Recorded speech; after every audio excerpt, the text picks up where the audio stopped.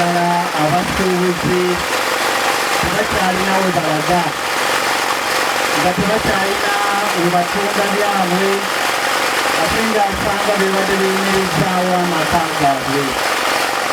Tubasabira ate n'okusabira n'abakulembeze baffe basobole okufunira abantu baffe ekifo we banaasobola okukolera, wabula ate si kubagoba bugobi kubanga bano bwe bulamu bwabwe we babeera, we bajja fyuki, we bajja lwenki, we bajja ekyokulya.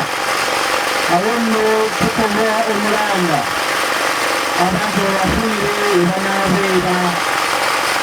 Twagala okulongoosa ekibuga kirungi naye ate n'okufa ku bano tuleme bagoba bugobi ng'agoba ennyo. Tubasabira baganda baffe abaakusiddwa ennyo, Omukama abakubagize naddala mu kadde kano ate musobole okufuna bye munaagenda. Ab'omu katale be bagenda okwetikka omusaalaba nga tuva wano.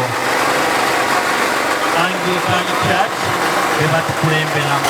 Buli omu yeesabire nnyo ate asabire n'eggwanga lyaffe okuyiwa omusaayi, obulamu bw'abantu tebukyatwalibwa nga kikulu. Ensi erimu amaziga, abantu bali mu kutya, obuzibu buvudde mu kwesamba Katonda n'eggulumiza ebya Sitaani. Buli omu yeefaako yekka, ab'omulala tebamukwatako nnyo, n'obulamu bw'omulala kiko ekintu ekikulu ennyo. Twegayirire. Ayi Mukama Katonda n'anfiirira, nawe n'akufiirira, buli muntu yamufiiririra. Awo nno ebibi byaffe ebyamutuusa ku musaalaba bye tulina okwenenya. Ku buli omusaalaba lino libeeko kye likyusa mu bulamu bwo, si kutambula butambuzi, wabula okulabira ddala nti wamma naffe obulamu bwaffe bukyuka, obulamu bwaffe obukristo, obulamu bwaffe obukristaayo, ffenna tukyuke tudde eri Mukama Katonda waffe.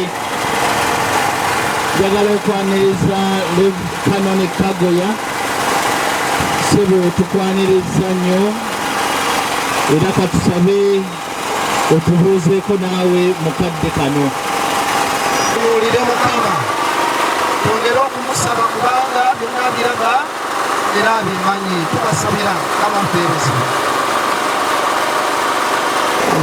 Tusabise nnyo okubalaba ate era twebaza Katonda atutuusiza ku lunaku luno olw'ebyafaayo bwe tujjukira Yesu Kristo bwe yawaayo obulamu bwe olw'okutununula mu bibi byaffe.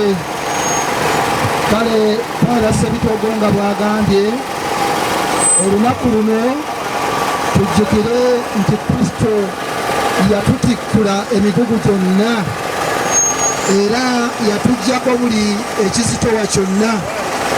Kale olunaku olwaleero lunaku lwa kwenenya, lunaku lwa kuwewula mitima gyaffe, kusonyiwa, lunaku lwa kwongera kujjukirako okumiikiriza ku bulamu bwaffe. N'olwekyo nga tutambula mu kkubo lino ery'omusaalaba, tutambule nga twenenya, tutambule nga tulongoosa. Bwe tunaamalirako omusaalaba guno tubeere nga naawe mu butuufu otunulira obulamu bwo nga bukyuse, kubanga ate bwe taakolebwe tutyo omusaalaba gujja kuba gutumenyedde bwereere. Mukama waffe yeebazibwe. Tulabye Yuda ng'alya mukama we olukwe olw'ensimbi eziggwawo, naye era bwe tubadde tumaliriza akatabo kano kagambye nti abantu tebafaayo nnyo ku bulamu bw'abalala era tebamusaamu kitiibwa kasita abeera ng'agenda kwefunira ssente. Era mulaba ebiriwo mu Uganda yaffe, ebintu ebikolebwa, abantu tebafiibwako. Tugamba abantu bakola bye baagala kubanga waliwo afunamu.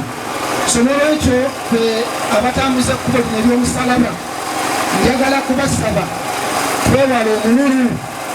Ngambira munno nti weewala omululu. Kyogere nnyo ate bannange twewala omululu kubanga Yuda omululu gwamusuula mu buzibu obw'amaanyi. Yanyaga ate yatwala kyakasobole kumira kubanga oluvannyuma mumanyi nti yeetuga, oluvannyuma yeetuga. Abantu mubalaba beekuŋŋaanyako ebintu naye batayinza kukozesa. Waliwo omukyala gwe baatugamba ennyama yamwokya, baali ku mukolo, bwe yalyako nayagala ate n'endala ateekeko mu kikondoolo. Ndowooza abakyala mutegeera ekikondoolo. Kati bwe yateeka ennyama mu kikondoolo bagenda okulaba omukazi yenyoola, kumbe ennyama yabadde eyokya. So omululu n'abantu mubalaba ku mikolo batikka ne bibataalye. Abakristu mwenna abantu ba Katonda twagala kutwala omukisa guno okubagaliza Easter ennungi oba amazuukira ga Mukama waffe Yesu Kristo. Olwaleero lunaku lwa kkubo lya musalaba nga mu byonna tutunuulira okubonaabona kwa Mukama waffe Yesu, ate n'amala n'abeera saddaaka yaffe ffe ng'abantu. Tubadde awo Bishop n'ayigiriza n'ayogera ku mbeera Bannayuganda gye bayitamu. Ekyamazima waliwo ebintu ebijja nga Katonda yennyini gwe tulina okuddukirako. Toddukira wantu walala wonna wabula ekiddukiro kyaffe ye Katonda waffe, kubanga buli ekibaawo kijja ng'akimanyi. Naye ate aba alina ne solution, kubanga bakadde baffe bakitaffe mu Katonda batuyigiriza nti ekigeze ekinene ate kye kireeta obuwanguzi obunene. So nga tuli mu kiseera kino mu mbeera eriwo mu ggwanga tutunulira obutemu, tulina okuddukira eri Katonda. Wetukoze ensobi tumusabe atusonyiwe, ate nga bwe tumusaba ffenna atuwanguze. Twagala okusasira bannaffe abasuubuzi baffe mu mukono abakoseddwa mu mbeera eno ey'okulaakulanya ekibuga. Neera tumanyi nti no Katonda agenda kuleeta solution. Temuggwaamu maanyi, temwevuma Katonda, temwevuma bakoze batumiddwa kukola mirimu nga bwe babatumye ogikola. Naye kye tusaba nti tusabe nnyo mu Easter eno Katonda atuyambe ffenna atugulirewo amakubo, atutemera amakubo, kubanga yesse ebintu yennyini byonna. Eŋŋanze bana NRM amazima olunaku lwaleero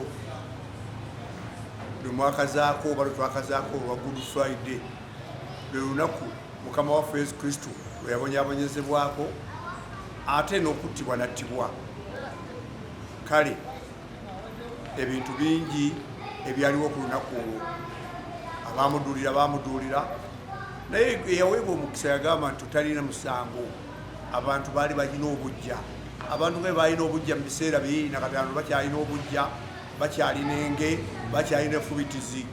Ebyo byonna ebyongedde eggwanga lyaffe okufunamu ebizibu nga lunaku luno nga tutunuulira omwana Yesu bwe yabonaabona naye n'okuttibwa nattibwa. Naye ku nkomerero yazuukira.